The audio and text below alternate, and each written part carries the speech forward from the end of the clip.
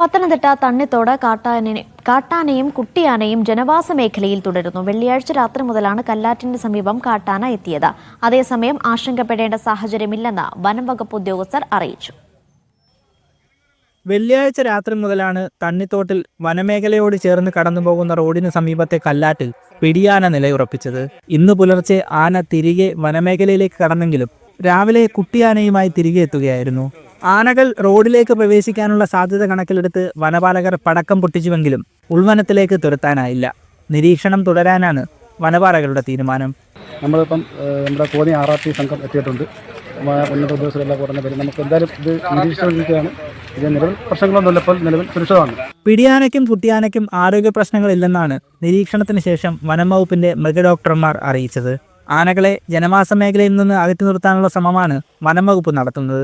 നിലവിൽ ആശങ്കപ്പെടേണ്ട സാഹചര്യമില്ലെന്ന് വനം വകുപ്പ് ഉദ്യോഗസ്ഥർ അറിയിച്ചു.